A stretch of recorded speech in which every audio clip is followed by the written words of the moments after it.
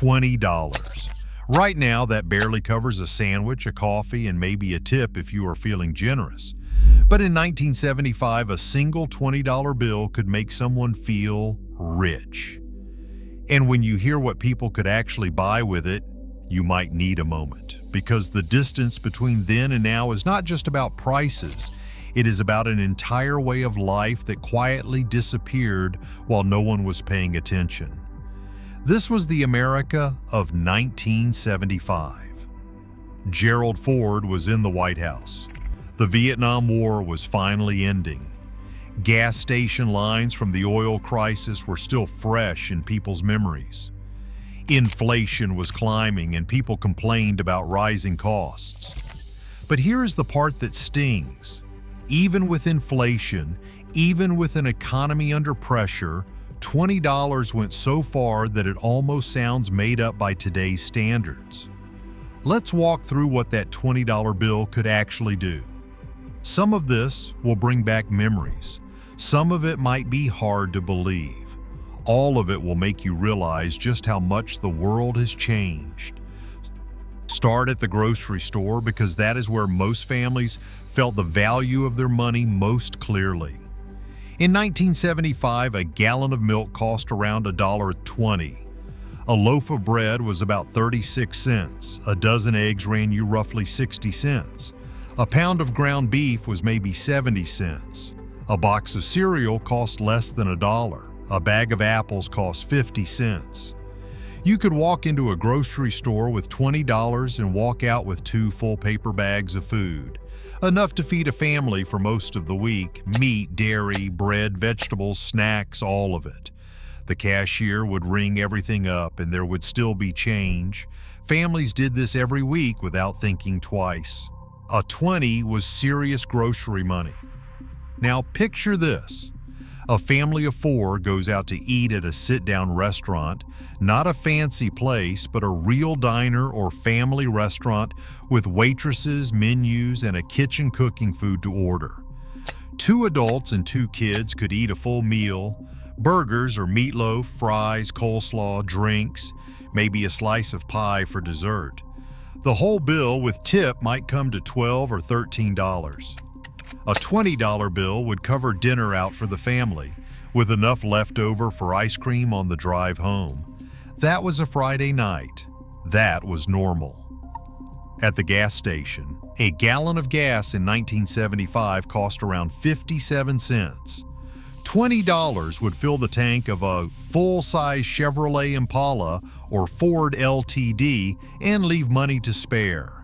These were enormous cars with 20-gallon tanks. People did not think about gas in terms of how much it cost to fill up. They just filled up. A 20 at the pump meant a full tank and the freedom to drive wherever the road went. Road trips did not require financial planning. They required a map and a full tank. Going to the movies was an event, and it was affordable in a way that seems almost fictional now.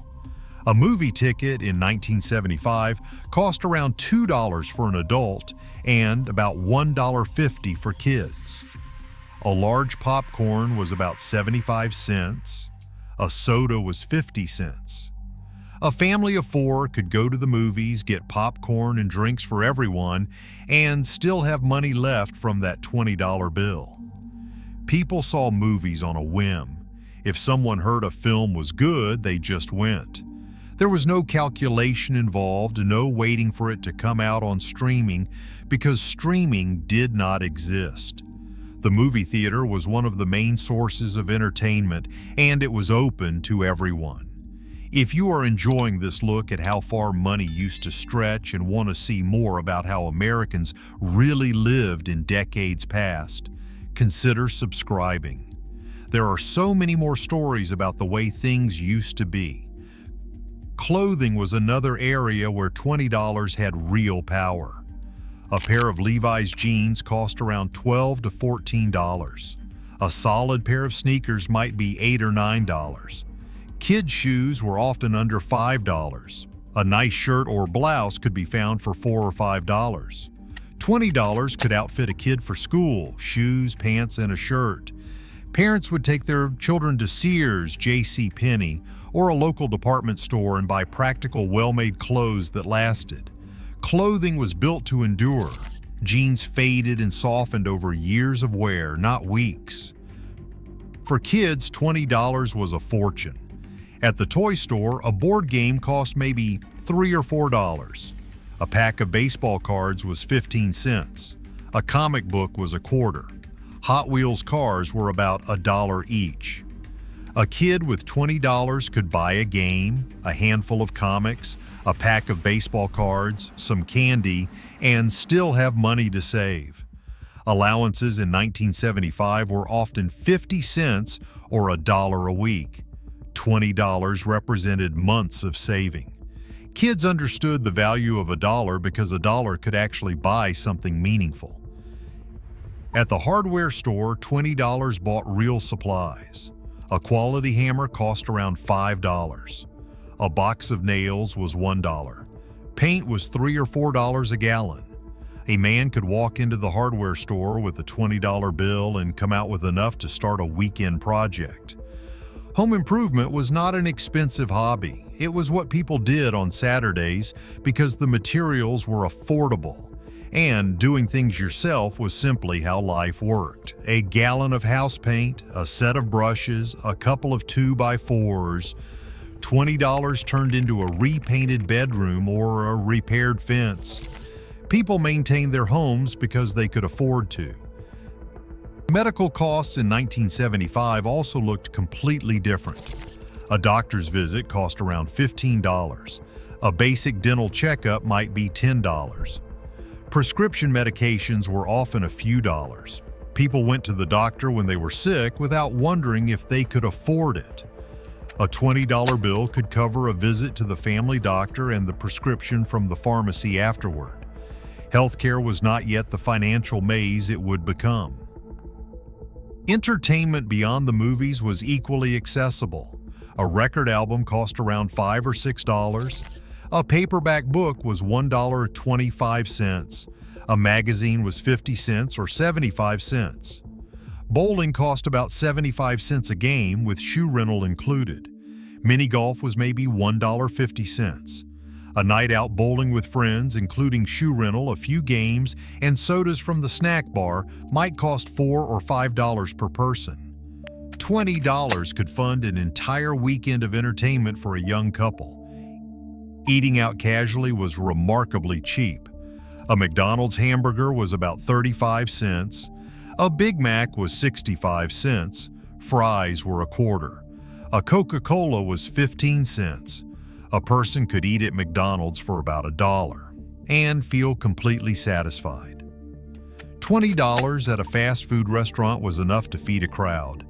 People would buy bags of burgers for the whole family, and it barely made a dent. At the bar, a bottle of beer cost about 50 cents. A mixed drink was about $1.25. A pack of cigarettes was about 55 cents from a vending machine. A person could go out for an evening, have several drinks, and come home with change from a $20 bill. Social life was affordable. Going out with friends did not mean choosing between entertainment and paying bills. What makes all of this sting is not just the prices. It is what those prices represented. They represented a world where a working person's paycheck stretched far enough to cover a life. A real life. Groceries, entertainment, clothing, healthcare, a night out. The average household income in 1975 was around $12,000 a year. That sounds impossibly low until you realize what that money could do. A family earning $12,000 a year could buy a home, feed their children, go to the doctor, see movies, buy new clothes, and still put a little away. The median home price in 1975 was around $35,000. Mortgage payments were manageable on a single income. People were not choosing between rent and food, they were choosing between steak and roast chicken for Sunday dinner. That was the kind of choice most families faced, not survival. Comfort. What $20 could buy in 1975 was not just a collection of goods and services. It was dignity. It was a Friday night out with the family. It was a full tank of gas and a week of groceries. It was a new pair of jeans and a trip to the movies. It was a life where money worked for people instead of people working endlessly for money that never seemed like enough. For anyone who remembers what it felt like to hand over a $20 bill and feel like they had real purchasing power, those memories carry a weight that is hard to explain to someone who did not live it. The world moved on, prices climbed, wages did not keep pace. And slowly, so slowly that most people did not notice it happening, the $20 bill became what it is today. Barely enough for lunch. For those who remember when $20 meant something, there is always more history to explore.